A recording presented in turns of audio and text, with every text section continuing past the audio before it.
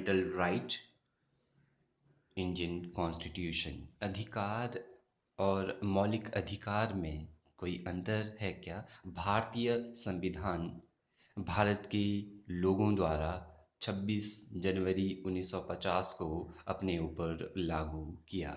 यद्यपि भारतीय संविधान 26 नवंबर 1949 को बनकर तैयार हो गया था, लेकिन फिर भी भारतीय संविधान निर्माताओं ने जो है 26 जनवरी 1930 के लाहौर अधिवेशन के स्वराज्य की घोषणा को ध्यान में रखते हुए उसी 26 जनवरी को याद रखने के लिए 26 जनवरी 1950 को भारतीय संविधान को लागू किया।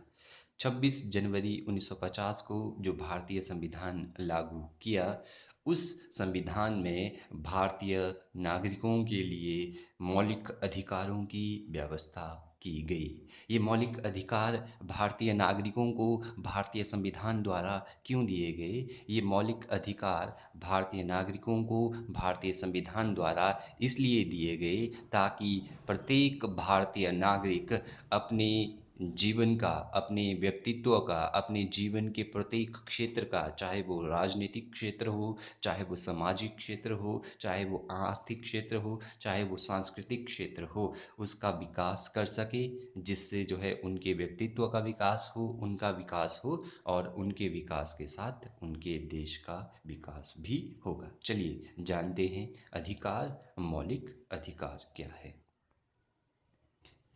मौलिक अधिकार, फंडामेंटल राइट्स। मौलिक अधिकार का अर्थ जानने से पहले हमें अधिकार का अर्थ जानना होगा कि अधिकार क्या होते हैं। What is right?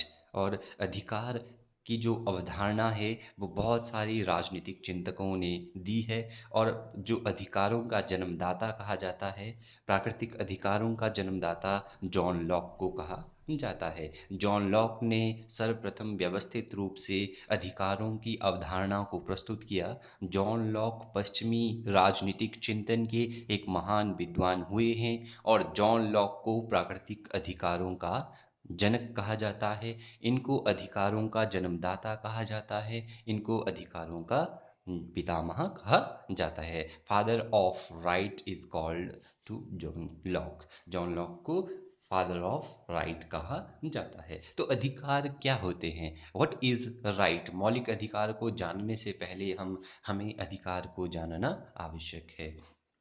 तो अधिकार मनुष्य जीवन की वे आवश्यक शर्तें हैं जिनके बिना कोई भी व्यक्ति अपना विकास नहीं कर सकता है। अर्थात अधिकार क्या है? अधिकार मनुष्य जीवन की वे कंडीशंस है, वे आवश्यक शर्तें हैं जिनके बिना कोई भी नागरिक, जिनके बिना कोई भी व्यक्ति अपना जीवन जो है व्यतीत नहीं कर सकता है। और अधिकार प्रत्येक व्यक्ति के लिए आवश्यक होते हैं। जिस प्रकार जीवन जीने का अधिकार है, यह जो है अधिकार है, स्वतंत्रता का अधिकार है, या इसके अलावा और भी बहुत सारे अधिकार है। तो अधिकार मनुष्य जीवन की वे आवश्यक शर्तें हैं जिनके बिना कोई भी व्यक्ति अपना विकास नहीं कर सकता है। अब एक टर्म आती है मानव अधिकार। ह्यूमन राइट क्या है? तो मानव अधिकार क्या होते हैं? मानव अधिकार वे अधिकार होते हैं जो मनुष्यों को मानव होने के नाते प्राप्त होते हैं। मानव अधिकार क्या होते हैं? मानव अधिकार वे अधिकार होते हैं जो मनुष्यों को मानव होने के नाते प्राप्त होते हैं। अर्थात जब मनुष्य इस धरती पर आ जाता है, उस मनुष्य को उसके साथ जो है कुछ एक अधिकार उसके आ जाते हैं। जैसे जीवन जीने का अधिकार जो है व्यक्तियों को किसी और ने नहीं दिया, बल्कि यह जीवन जीने का अधिकार जो है यह नागरिकों के साथ जब उन्होंने जन्म लिया इस धरती पर, तो यह ईश्वर द्वारा दिया गया अधिकार है। तो ना यह किसी संविधान द्वारा दिया गया, ना किसी राष्ट्र द्वारा दिया गया। तो मानव अधिकार क्या हुए? जैसे जीवन जीने का अधिकार है, यह मानव अधिकार का उदाहरण है, ह्यूमन राइट का उदाहरण है। तो मानव अधिकार वे अधिकार है जो मानव को मनुष्य होने के नाते प्राप्त होते हैं। तो चलिए अब बात करते हैं मौलिक अधिकार की। फंडामेंटल राइट क्या होते हैं? पहली बात हम लोगों ने याद रखनी है कि मौलिक अधिकार जो है किसी देश के संविधान द्वारा उस देश के नागरिकों को दिए जाते हैं। जिस प्रकार हम भारत देश के नागरिक है तो भारत देश के संविधान द्वारा हमें जो है कुछ एक मौलिक अधिकार प्रदान किए गए हैं, फंडामेंटल जो है मौलिक अधिकार प्रदान किए गए संविधान द्वारा, ताकि हम अपने जीवन का विकास कर सके। तो मौलिक अधिकार है क्या? मौलिक अधिकार से अभिप्राय उन अधिकारों से है, अर्थात मौलिक अधिकार वे अधिकार होते हैं जिनका वर्णन जो है ये संविधान में किया होता है, अर्थात जिनका वर्णन जो है संविधान में किया होता है। जिस प्रकार भारत के संविधान द्वारा भारत के नागरिकों को जो मौलिक अधिकार प्रदान किए गए हैं, उनका वर्णन भारतीय संविधान के भाग 3 अनुच्छेद 12 से 32 में किया गया है, या भाग 3 अनुच्छेद 14 से 32 में किया गया है। और ये जो अधिकार है, ये मनुष्य के जीवन के विकास के अस्तित्व के लिए आवश्यक माने जाते हैं, अर्थात ये जो मौलिक अधिकार है ये मनुष्य के जीवन के अस्तित्व के विकास के लिए आवश्यक माने जाते हैं। किसी देश के नागरिक मौलिक अधिकार को प्राप्त करने के लिए सर्वोच्च न्यायालय या उच्च न्यायालय में जा सकते हैं। तो किसी देश के नागरिक अपने मौलिक अधिकारों को प्राप्त करने के लिए सर्वोच्च न्यायालय या उच्च न्यायालय में जा सकते हैं। इसका अर्थ क्या हुआ? यदि किसी देश की सरकार या किसी देश का राज्य जो है उस देश के नागरिकों को, उस राज्य के नागरिकों को उनकी मौलिक अधिकार प्रदान नहीं करते हैं जो उनको संविधान द्वारा दिए गए हैं, तो उन मौलिक अधिकारों को प्राप्त करने के लिए, उन मौलिक अधिकारों को प्राप्त करने के लिए वो नागरिक या तो उच्च न्यायालय में जा सकते हैं, हाई कोर्ट में जा सकते हैं, या वो सुप्रीम कोर्ट में, उच्चतम न्यायालय में जा सकते हैं, या सर्वोच्च न्यायालय में जा सकते हैं। तो साधारण अर्थों में मौलिक अधिकार क्या हुआ? साधारण अर्थ में मौलिक अधिकार जो है किसी देश के नागरिक को, किसी देश के नागरिक को मैं कह रहा हूँ, ये मौलिक अधिकार किसी देश के नागरिकों को प्राप्त होते हैं। विदेशियों को भी कुछ एक अधिकार प्राप्त होते हैं, पर सारे के सारे मौलिक अधिकार विदेशियों को प्राप्त नहीं होते हैं। तो मौलिक अधिकार वे अधिकार है जो किसी देश के नागरिक को उस देश का नागरिक होने के नाते प्राप्त होते हैं, और ये मौलिक अधिकार जो है उस नागरिक के, उन नागरिकों के जीवन के अस्तित्व के विकास के लिए, सामाजिक, आर्थिक, राजनीतिक जीवन के विकास के लिए आवश्यक माने जाते हैं। तो ये था मौलिक अधिकार का अर्थ।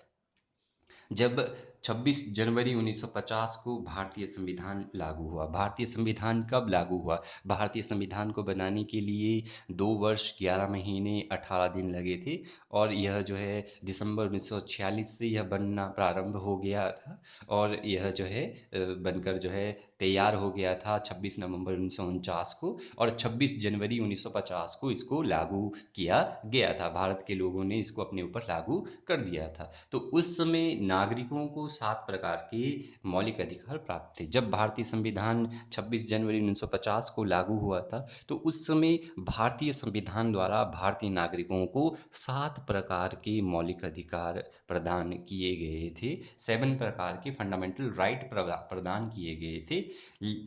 और बाद में क्या हुआ, 44th जो संशोधन आया, 44वां संशोधन 1978 में आया। ये इस संशोधन द्वारा इन 7 मौलिक अधिकारों में से संपत्ति के अधिकार को जो है निलंबित कर दिया गया, अर्थात संपत्ति के अधिकार को जो है मौलिक अधिकारों से निकाल कर उसको जो है एक कानूनी अधिकार बना दिया गया। 44वां संशोधन आया था 1978 में, तो 1978 में इस संशोधन के द्वारा पहले संपत्ति का अधिकार जो है, राइट टू प्रॉपर्टी, एक मौलिक अधिकार था, लेकिन बाद में इसको जो है 44वें संशोधन द्वारा इसको एक कानूनी अधिकार बना दिया गया। 1978 में इसको निलंबित किया गया, तथा भारतीय संविधान में एक नया अनुच्छेद जोड़ा गया, अनुच्छेद 300 ए।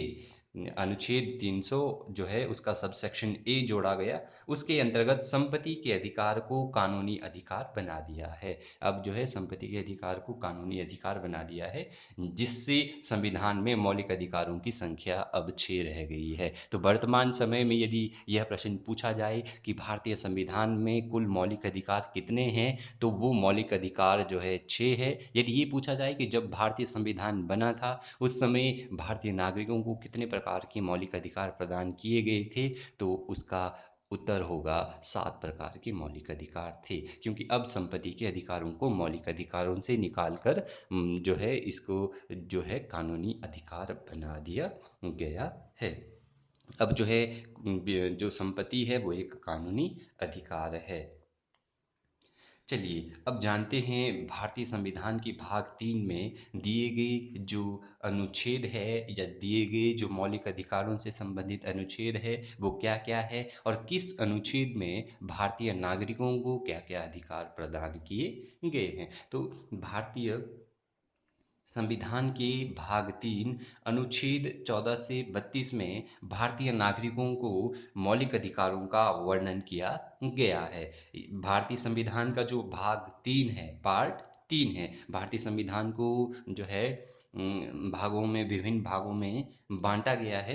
तो जो भाग 3 है और अनुच्छेद 14 से 32 है उसमें मौलिक अधिकारों का वर्णन किया गया है। तो जो पहला जो भाग है ये 14 से 32 तक के अनुच्छेदों का वो है समानता का अधिकार, राइट टू इक्वालिटी। यह 14 से 18 में दिया गया है। समानता का अधिकार कितने से कितने में है? 14 से 18। अनुच्छेद 14 से 18 में समानता का अधिकार भारतीय नागरिकों को दिया गया है। अर्थात अनुच्छेद 14 से 18 में ऐसे प्रावधान किए गए हैं जो भारतीय नागरिकों को समानता प्रदान करते हैं, इक्वालिटी प्रदान करते हैं। अर्थात भारतीय नागरिकों के साथ धर्म, जाति, भेदभाव के जो है आधार पर जो है क्या नहीं किया जाता, भेदभाव नहीं किया जाता। अर्थात उन सभी को धर्म, जाति, संप्रदाय के आधार पर एक समान करने का प्रयास किया जाता है इन अनुच्छेदों के द्वारा। तो अनुच्छेद 14 में क्या है? अनुच्छेद 14 में है कानून के समक्ष समानता।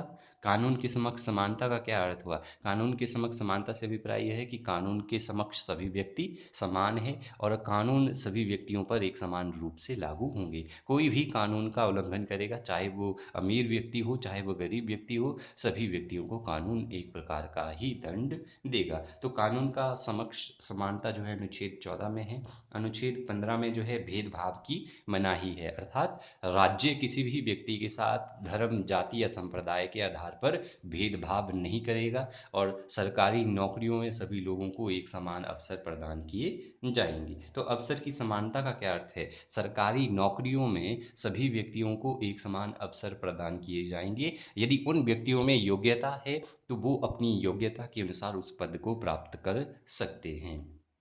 अनुच्छेद 17 में जो है अस्पृश्यता की समाप्ति जो है का प्रावधान किया गया है। अनटचेबिलिटी की जो है समाप्ति का प्रावधान किया गया है। अर्थात अस्पृश्यता को समाप्त करने का प्रावधान अनुच्छेद 17 में है ताकि समाज से छुआछूत को समाप्त किया जा सके और कोई भी व्यक्ति किसी भी व्यक्ति के साथ जो है छुआछूत का जो है भेदभाव नहीं करेगा और राज्य के अंदर रह रहे सभी नागरिक एक समान हैं। अनुच्छेद 18 में उपाधियों को समाप्त किया गया है, एंटाइटलमेंट को समाप्त कर दिया गया है। जिस प्रकार जो है ब्रिटिश काल में बहुत सारी उपाधियां दी जाती थी, जैसे जो है पेशवा राव थे या जो है बहुत सारे लोगों को ब्रिटिशर्स द्वारा उपाधियां दी जाती थी। तो वर्तमान जो भारतीय नागरिक है वो उपाधियों को जो है उनको उपाधियों की समाप्ति कर दी गई है। वो दूसरे देश से बिना भारत की जो है सरकार की अनुमति से किसी भी प्रकार की उपाधि प्राप्त नहीं कर सकते हैं। तो ये था अनुच्छेद 14 से 18 जिसको कहते हैं समानता का अधिकार। अनुच्छेद 19 से 22 में अनुच्छेद 19 से 22 में स्वतंत्रता का अधिकार दिया गया है। अनुच्छेद 19 से 22 में इसमें विभिन्न प्रकार की स्वतंत्रताओं का वर्णन किया गया है जो नागरिकों की जो है विकास के लिए आवश्यक है। तो अनुच्छेद 19 के अनुसार भाषण देने तथा विचार व्यक्त करने की स्वतंत्रता है। अनुच्छेद 19 के अनुसार कोई भी व्यक्ति जो है भाषण दे सकता है। अर्थात किसी भी जो है किसी भी सभा में अपना वो भाषण दे सकता है, नागरिकों को इकट्ठा करके भाषण दे सकता है, वह सरकार की आलोचना कर सकता है, सरकार की नीतियों की आलोचना कर सकता है और वह अपने विचार व्यक्त कर सकता है, चाहे वो देश के संबंध में हो, चाहे वो देश के द्वारा बनाई गई नीतियों के संबंध में हो। तो इन सभी विचारों को व्यक्त करने की उसकी अपनी स्वतंत्रता है। वह व्यक्ति स्वतंत्र है, लेकिन उसकी स्वतंत्रता पर कुछ एक प्रतिबंध भी लगे हैं। वह भारत देश या भारत देश के प्रति कुछ ऐसे शब्द नहीं बोल सकते जो भारत देश के जो जो राष्ट्रहित है उसको नुकसान पहुंच जाए। अनुच्छेद 20 में है, किसी व्यक्ति को एक ही अपराध के लिए एक से अधिक दंड नहीं दिया जा सकता। तो अनुच्छेद 19 में 20 में यह प्रावधान किया गया है, यदि किसी व्यक्ति को एक दंड के लिए एक अपराध दिया गया है, उदाहरण के लिए किसी व्यक्ति ने कोई अपराध कर दिया है, कोई क्राइम कर दिया है, उसको एक बार उसका दंड मिल चुका है, तो उसको यदि वह अभी जेल में है तो उसको जो है सेम जो है अपराध के लिए उसको फिर से वही दंड नहीं दिया जा सकता है। तो यह अनुच्छेद 20 में दिया गया है। यदि ऐसा होता है तो वह नागरिक अनुच्छेद 20 के तहत उच्च न्यायालय या सर्वोच्च न्यायालय में जा सकता है कि मुझे जो है इस दंड के लिए अपराध मिल गया है, लेकिन मुझे फिर से जो है इस दंड के लिए अपराध दिया जा रहा है। और अनुच्छेद 21 में क्या है? अनुच्छेद 21 में है जीवन व व्यक्तिगत स्वतंत्रता का अधिकार। ये अनुच्छेद जो है 21 में है, जीवन व व्यक्तिगत स्वतंत्रता का अधिकार, राइट टू लाइफ और लिबर्टी, ये जो है आर्टिकल 21 में है। जब जो है राष्ट्रीय आपातकाल लगता है, अनुच्छेद 352 और 356 के तहत राष्ट्रपति यदि राष्ट्रीय आपातकाल लगाए तो उस आपातकाल में भी व्यक्ति की जो है सारी स्वतंत्रताएं समाप्त हो जाती है, बल्कि अनुच्छेद 20 और अनुच्छेद 21 जो है व्यक्ति के साथ रहते हैं। Right to life and right to liberty, ये व्यक्तियों के साथ चलते रहते हैं। अनुच्छेद 22 में है गिरफ्तारी के विरुद्ध सुरक्षा का अधिकार। गिरफ्तारी के विरुद्ध सुरक्षा का अधिकार, ये अनुच्छेद 22 में प्रावधान किया गया है। यदि कानून किसी व्यक्ति को गिरफ्तार करता है, यदि कानून किसी व्यक्ति को गिरफ्तार करता है तो उच्च न्यायालय या सर्वोच्च न्यायालय जो है उस व्यक्ति की गिरफ्तारी के जो है निर्णय को अपने पास रख सकता है कि यदि उस व्यक्ति की गिरफ्तारी कानून के अनुसार नहीं हुई है तो उच्च न्यायालय या सर्वोच्च न्यायालय उस व्यक्ति को जो है छोड़ने के लिए निर्णय दे सकता है या आदेश दे सकता है पुलिस को। शिक्षा का अधिकार जो है यह एक महत्वपूर्ण अधिकार है, भारतीय संविधान में दिया गया। अनुच्छेद 21A में इसका वर्णन किया गया है। तो शिक्षा जो है पहले जो है यह एक मौलिक कर्तव्य बनाया गया था भारतीय नागरिकों के लिए कि वह अपने बच्चों के लिए जो है इस प्रकार की जो है परिस्थितियों का निर्माण करें या इस प्रकार की सुविधाएं प्रदान करें जिससे वो जो है प्रारंभिक शिक्षा, एलिमेंट्री शिक्षा प्रदान करें। लेकिन 2002 में 93rd अमेंडमेंट द्वारा, 93वें संवैधानिक संशोधन द्वारा जो है शिक्षा के अधिकार को या शिक्षा को जो है एक मौलिक अधिकार बनाया गया और भारत के नागरिकों को 2002 में 93rd अमेंडमेंट संशोधन की स्वीकृति मिलने पर शिक्षा का अधिकार भारत में एक मौलिक अधिकार बन जाता है। और इस मौलिक अधिकार में यह व्यवस्था की गई है कि 6 से 14 वर्ष तक की आयु के सभी भारतीय बच्चों को शिक्षा जो है मौलिक रूप से प्राप्त होगी, अर्थात सरकार जो है और तथा बच्चों के माता पिता जो है अभिभावकों को जो है उनका यह कर्तव्य होगा कि वे अपने बच्चों के लिए ऐसी उचित सुविधाएं और अवसर उपलब्ध करवाएं जिसके परिणाम स्वरूप बच्चे शिक्षा प्राप्त कर सके। और यह शिक्षा का अधिकार 6 से 14 वर्ष तक के बच्चों के लिए, और 6 से 14 वर्ष तक के बच्चों को जो है सरकार मुफ्त शिक्षा प्रदान करेगी। इसलिए आप देखते हैं 6 से 14 वर्ष तक के बच्चों को मिड डे मील स्कीम लगी है, उनको जो है स्कूल यूनिफॉर्म फ्री मिलती है, उनको जो है स्कूलों में किताबें फ्री मिलती है। तो ये शिक्षा का अधिकार है जो वर्तमान जो है सरकारी जो है विद्यालयों में लागू हो रहा है। तो शिक्षा का अधिकार 93rd 93वें संवैधानिक संशोधन द्वारा भारतीय संविधान में इसको एक मौलिक अधिकार बनाया गया था और उसमें सरकार जो है 6 से 14 वर्ष तक के बच्चों को, अर्थात 1 से 8वीं कक्षा तक, एक कक्षा से 8वीं कक्षा तक के बच्चों को मुफ्त शिक्षा प्रदान करता है। और अभिभावकों के लिए यह कर्तव्य भी जोड़ दिया गया है कि वो अपने बच्चों के लिए शिक्षा की सुविधाएं जुटाएं। तीसरा जो मेन जो अधिकार है नागरिकों का वो है शोषण के विरुद्ध अधिकार। यह है अनुच्छेद 23 से 24 में, अर्थात यह शोषण का अधिकार नागरिकों को उनके शोषण से बचाने के लिए दिया गया है। यदि उनका शोषण हो रहा हो, किसी भी प्रकार से उनका एक्सप्लॉयटेशन हो रहा है, तो इस अधिकार के तहत वो अपने शोषण को बचा सकते हैं। तो अनुच्छेद 23 में किसी भी व्यक्ति को जो है बिना वेतन जो है बलपूर्वक कार्य नहीं करवाया जा सकता, अर्थात आप किसी भी व्यक्ति से ज़बरदस्ती जो है बिना वेतन के काम नहीं करवा सकते। यदि आप ऐसा कर रहे हैं तो यह एक अपराध है और वह व्यक्ति जो है न्याय की शरण में जा सकता है।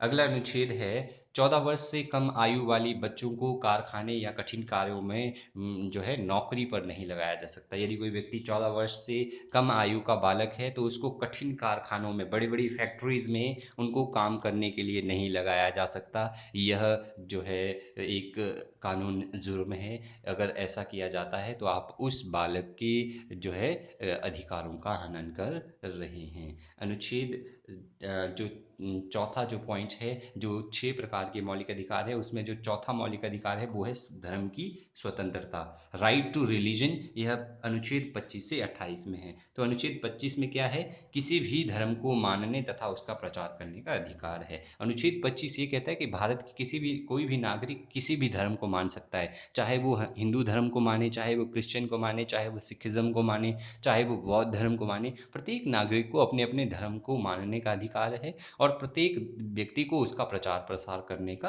अधिकार है। कोई भी व्यक्ति किसी भी धर्म को मान सकता है, किसी भी धर्म की पूजा कर सकता है। अनुच्छेद 26 में किसी भी धर्म को चलाने के उद्देश्य के लिए संस्थाएं स्थापित करना, अर्थात अनुच्छेद 26 के तहत ये बताया गया है कि यदि कोई नागरिक किसी भी धर्म को चलाने के लिए संस्था स्थापित करना चाहता है तो वह जो है ऐसी संस्थाएं बना सकता है। अनुच्छेद 27 में क्या है? राज्य किसी भी व्यक्ति को ऐसा कर मीन्स टैक्स, राज्य किसी भी व्यक्ति को ऐसा टैक्स देने के लिए विवश नहीं कर सकता जो किसी एक विशेष धर्म के लिए हो। अर्थात जो भारत राज्य है वो किसी भी नागरिक को ऐसा टैक्स देने के लिए, ऐसा कर देने के लिए जो है विवश नहीं कर सकता जो किसी एक विशेष धर्म से संबंधित हो। अर्थात राज्य ये नहीं कह सकता कि आप जो है हिंदू धर्म के लिए जो है टैक्स दे दो या आप सिख धर्म के लिए टैक्स दे दो, ऐसा राज्य नहीं कह सकता, क्योंकि भारत एक धर्मनिरपेक्ष राज्य है और भारत में सभी धर्मों को एक समान मान्यता प्रदान की गई है।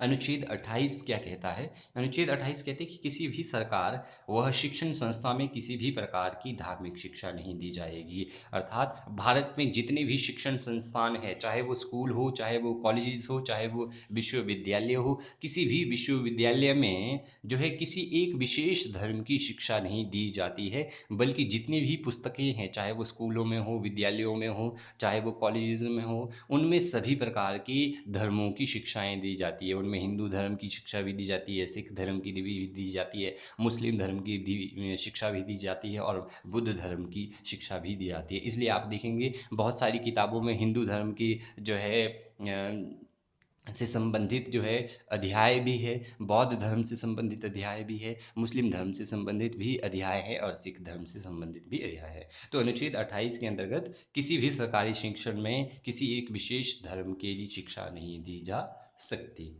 जो पांचवा मौलिक अधिकार है वो है सांस्कृतिक तथा शैक्षणिक मौलिक अधिकार। ये है अनुच्छेद 29 से 30 और अनुच्छेद 29 से 30 जो है सांस्कृतिक तथा शैक्षणिक अधिकार की व्यवस्था करता है। अनुच्छेद 29 के अंतर्गत प्रत्येक अल्पसंख्यक वर्ग का अर्थ क्या हुआ? जो वर्ग जो है कम संख्या में है, अल्पसंख्या में है, उनको अल्पसंख्यक वर्ग कहते हैं। जिस प्रकार एंग्लो इंडियन एक कम्युनिटी है भारत में, एक वर्ग है जो बहुत अल्पसंख्या में है। तो ऐसे अल्पसंख्यक वर्ग को अपनी भाषा, लिपि तथा संस्कृति को सुरक्षित रखने का अधिकार है। अर्थात अनुच्छेद 29 यह सुरक्षा प्रदान करता है या स्वतंत्रता प्रदान करता है कि जितने भी अल्पसंख्या में, कम संख्या में भारत में वर्ग है, उन वर्गों को अपनी संस्कृति, अपनी जो है सुरक्षा करने का और अपनी भाषा तथा लिपि को, उनकी जो भाषा है, जो वो बोली बोलते हैं, जो उस भाषा की लिपि है, जिस प्रकार हिंदी भाषा की लिपि देवनागरी है, अगर उनकी भाषा की कोई लिपि है, चाहे वो लिपि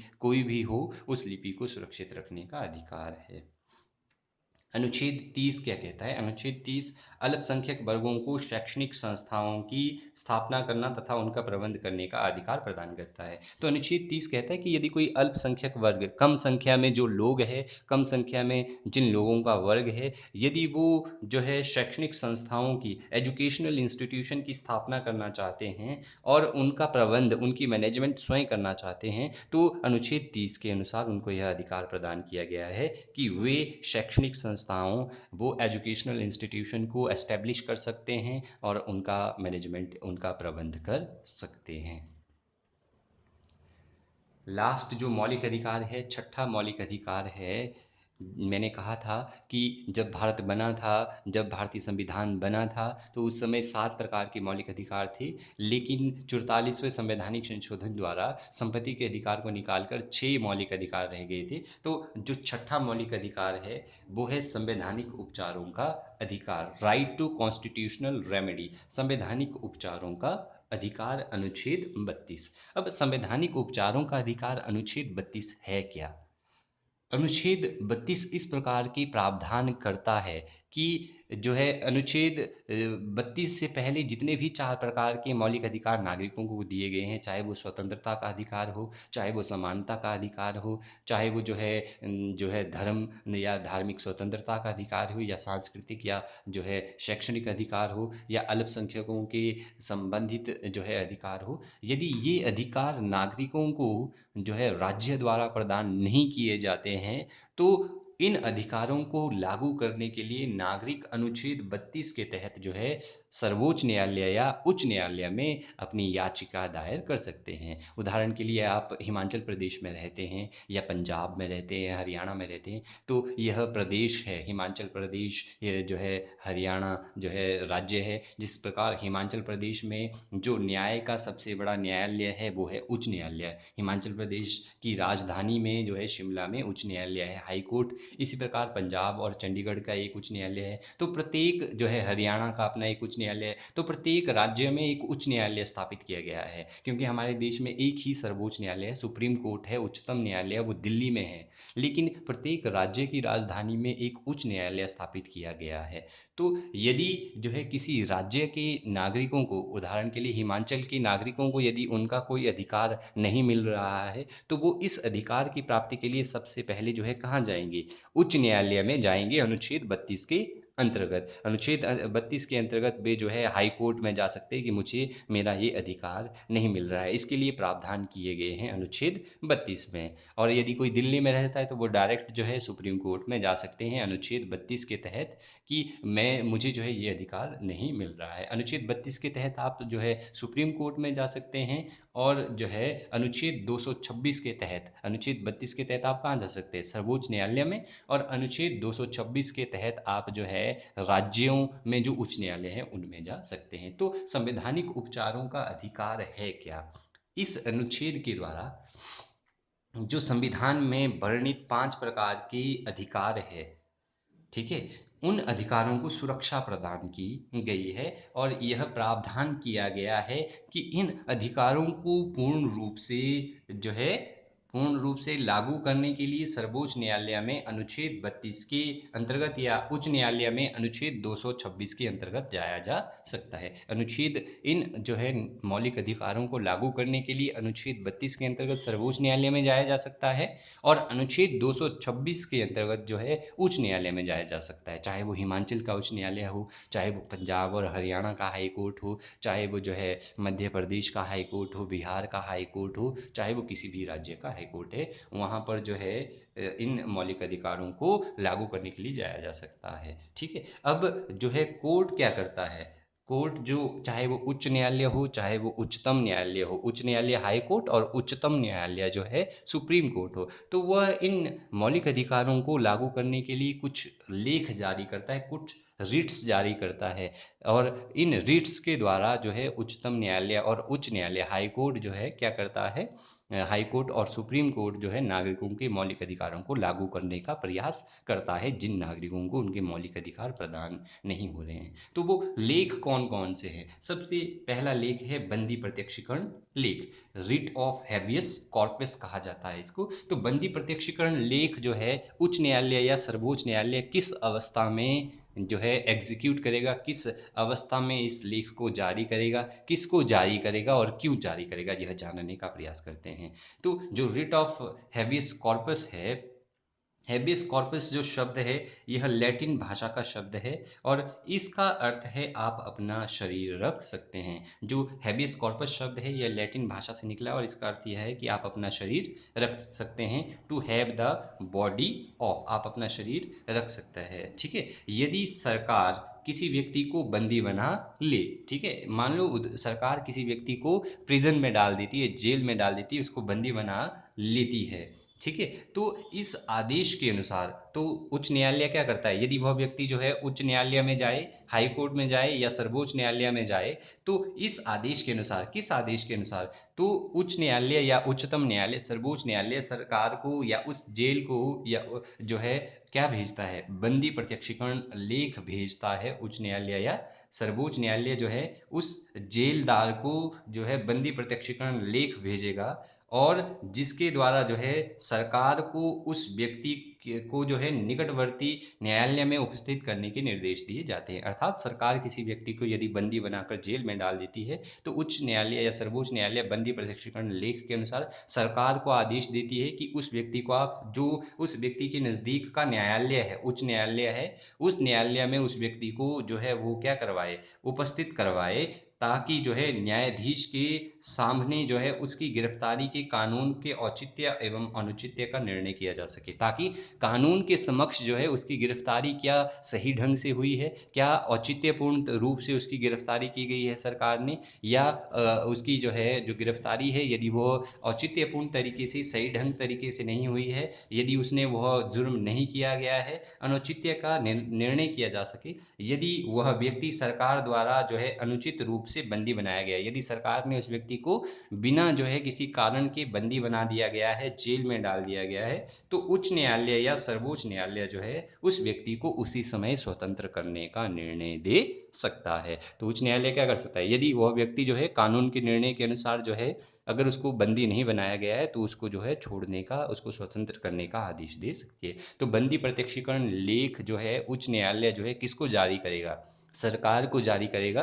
सरकार ने यदि किसी व्यक्ति को बंदी बनाया है, यदि उसको प्रिजन में डाल दिया है, जेल में डाल दिया है, तो जो उच्च न्यायालय है या सर्वोच्च न्यायालय है, ये दोनों की शक्ति है। उच्च न्यायालय अनुच्छेद 32 के तहत, सर्वोच्च न्यायालय अनुच्छेद 226 के तहत जो है उस व्यक्ति को न्यायालय में जो है प्रोड्यूस करने के लिए आदेश दे सकती है कि इसको जो है न्यायालय में प्रदर्शित करे, ताकि उसकी गिरफ्तारी के औचित्य एवं अनुचित्य का निर्णय किया जा सके। यदि वह व्यक्ति कानून के अनुसार जो है बंदी नहीं बनाया गया है तो उसको छोड़ने का आदेश भी दिया जा सकता है।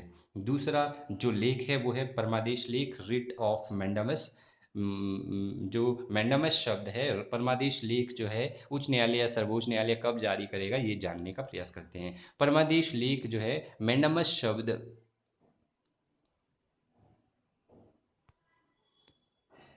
जो मैंडामस शब्द है इसका अर्थ है हम आज्ञा देते हैं। मैंडामस शब्द का मैंडामस शब्द का क्या अर्थ है, इसका अर्थ है हम आज्ञा देते हैं या आदेश देते हैं, बी कमांड।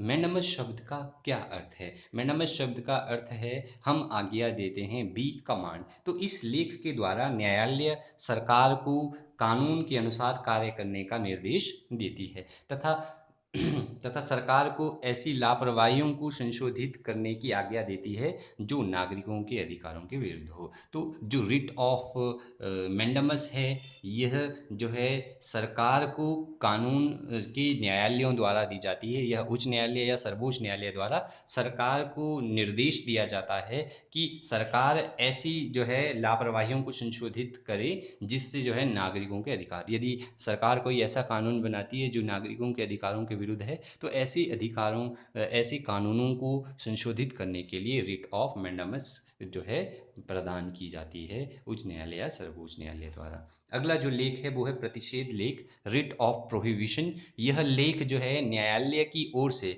चाहे वो उच्च न्यायालय हो चाहे वो सर्वोच्च न्यायालय हो, उच्च न्यायालय और सर्वोच्च न्यायालय की ओर से किसी अधिकारी को, किसी ऑफिसर को ऐसा कार्य करने से रोकने के लिए भेजा जाता है जो कानून के विरुद्ध हो या उस व्यक्ति के कार्यक्षेत्र से बाहर हो। तो जो प्रतिषेध लेख है वो उच्च न्यायालय या सर्वोच्च न्यायालय द्वारा ऐसे सरकार के अधिकारी को भेजा जाएगा, ऐसे ऑफिसर को भेजा जाएगा, यदि वह ऑफिसर कोई ऐसा काम कर रहा है जो है कानून के विरुद्ध हो या जो उसके अधिकार क्षेत्र में नहीं हो या वह जो है उस व्यक्ति के कार्यक्षेत्र से बाहर हो। उदाहरण के लिए उदाहरण देता हूँ मैं, उदाहरण के लिए डिप्टी कमिश्नर है। डिप्टी कमिश्नर जो है जिलाधीश जो है, जिला में जितने भी कानून हैं वह जिला में कानून बनाता है। लेकिन यदि जिले में कोई ऐसा कानून है जो उसके कार्यक्षेत्र से बाहर है, जो उसकी शक्ति नहीं है, यदि वह ऐसा कानून बना देता है तो और उससे यदि किसी व्यक्ति के मौलिक अधिकार का हनन होता है, तो व्यक्ति यदि सर्वोच्च न्यायालय में जाता है, उच्च न्यायालय में जाता है, तो उच्च न्यायालय जो है उस जिलाधीश को, उस जिला अधिकारी को इस प्रकार का रिट जारी करेगा,